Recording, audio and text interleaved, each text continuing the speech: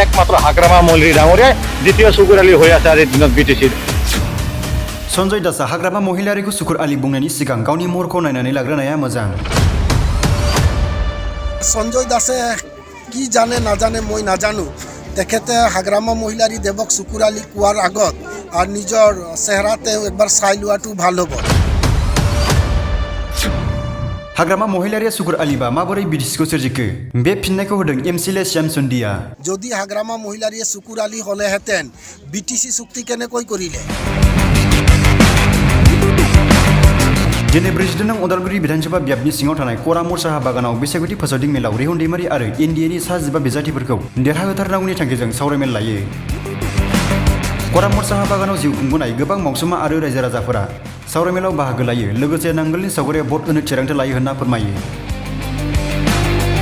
हाबाफारियाव BTC first नै सेरफां बियाबनि एमसिएलए श्याम चन्दिया बाहागो लायो। बाहागो लाना बिथाङा खौरां बिजोङा बुङोदि जोंनि आदिबासिया 20 बोसोरनि सिगांनि बायदि नंला। बिटिसि मोननायनि उननिफ्राय गोबां जौगाबाय आरो बेरगाव जिल्ला बेंगली सेल इउपिपिएलनि आफादगिरि सन्जय दासआ हाग्रामा महिलारिखौ बिटिसिनि सुकुर आली बुंनायनि सायाव गोख्रों फिनजाथाय होना ओरैबायदि बुङो।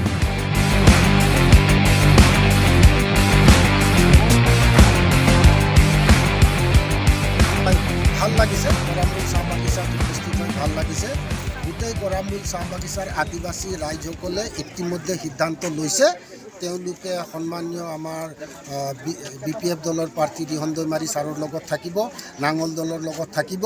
আৰু ইয়াৰ ৰাইজৰ এটা আপত্তি আছে যে প্ৰমোদ বড়ো যেতিয়া আপচুৰ প্ৰেচিডেণ্ট হৈ আছিল সেই সময়ত কোনোদিন আপচুৰ মজিয়াত বা মিডিয়াৰ আগত একবাৰো আদিবাসী জনগোষ্ঠীৰ উন্নয়নৰ কাৰণে তেওঁলোকে কোনো ধৰণৰ কথা উত্থাপন কৰা নাছিল।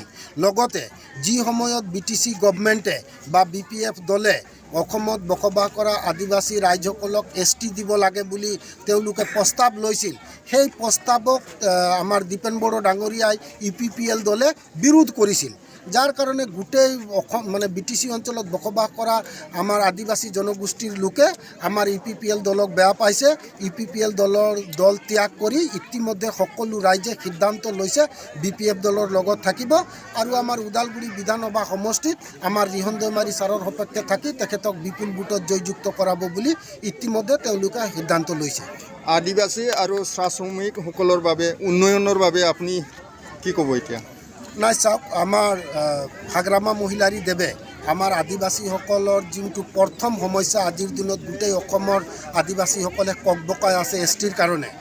হাগ্ৰামা মহিলাৰী দেৱৰ যেতিয়া চৰকাৰ আছিল 2015 পৰা 2020 চনত, 2018 চনত হাগ্ৰামা মহিলাৰী দেৱে কেবিনেটত প্ৰস্তাৱ লৈ অসমত বসবাস কৰা আদিবাসী আৰু কোচ ৰাজবংশীয় লোকসকলক জনজাতিকৰণ কৰিলে তেখেতসকলৰ কোনো আপত্তি নাই।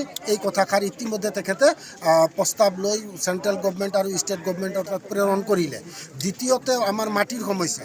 হাগ্ৰামা মহিলাৰী ছাৰে কৈছে যে অসমত আমাৰ BTC অঞ্চলত বসবাস কৰা সকলো জাতি জনগোষ্ঠীৰ লোকে মাটিৰ পট্টা পাব। আৰু সঁচাকৈ আমাৰ চাহ বাগিচা এলেকাত বা আমাৰ গাঁও এলেকাত আদিবাসী লোকসকলৰ মাটিৰ আছে যদিও তেওঁলোকৰ নামত তেওঁলোকে নামাকৰণ কৰিব পৰা নাই, নামজাৰি কৰিব পৰা নাই। বাগান এলেকাত বহুত মাটি আছে, আমাৰ শ্ৰমিক ভাইসকলৰ নামত নাই। আমাৰ হাগ্ৰামা মহিলাৰে 5টা গেৰেণ্টি দিছিল BTC নিৰ্বাচনৰ আগত, আৰু সেই 5টা গেৰেণ্টিৰ 1 নম্বৰ গেৰেণ্টিটো হ'ল আমাৰ মানে মাটি নামজাৰি কৰা। গতিকে মই আজি ৰাইজক কৈছোঁ আপোনালোকে ভয় খাব নালাগে। আমাৰ BTC চৰকাৰে বাগানত হওক গাঁৱত হওক বসবাস কৰা আদিবাসী লোকসকলক মাটি পট্টা দিয়া ব্যৱস্থা ইতিমধ্যে হাতত লৈছে, আমি দিছোঁ আৰু অহা দিনতো দিব। গতিকে মাটিৰ পট্টা দিয়াটো আমাৰ আদিবাসী সমাজৰ কাৰণে এটা জ্বলন্ত সমস্যা আৰু উন্নয়নৰ এটা পদক্ষেপ। UPPLৰ বাঙালী চেলৰ প্ৰেচিডেণ্ট সঞ্জয় দাস তেখেতে কৈছে হাগ্ৰামা মহিলাৰী BTCৰ এই চুকুৰ আলী, কি ক'ব আপুনি? চাওক, এতিয়া সঞ্জয় দাসে কি জানে নাজানে মই নাজানো, তেখেতে হাগ্ৰামা মহিলাৰী দেৱক চকুৰ আলী কোৱাৰ আগত আৰু নিজৰ চেহেৰাতে একবাৰ চাই লোৱাটো ভাল হ'ব। যদি হাগ্ৰামা মহিলাৰীয়ে চকুৰ আলী হ'লেহেঁতেন BTC চুক্তি কেনেকৈ কৰিলে? অসমৰ ভূখণ্ডত BTC নামৰ এই ভূখণ্ডটো কেনেকৈ গঠন কৰিলে, যোৱা 2005 চনৰ পৰা 2020 চনলৈকে কেনেকৈ শাসন গাদী চলালে, আকৌ UPPL দলৰ চৰকাৰক উফৰাই 2025 চনত কেনেকৈ BPF দলৰ চৰকাৰ আনিলে। গতিকে চুকুৰ আলি কোন? যোনে নাচিব নাজানে, চৰকাৰ চলাব নাজানে, তেওঁলোকে চুকুৰ আলি। হাগ্ৰামা মহিলাৰীয়ে 2005 পৰা 2015-20লৈকে সুন্দৰকৈ চৰকাৰ চলালে। তেখেতে BTCৰ চুকুৰ আলি নহয়, চুকুৰ আলি আমাৰ সঞ্জয়ে কি ক'লে আপুনি, এই তেখেতৰ দলৰ নেতাবিলাকে চুকুৰ আলিৰ ভাও লৈছে।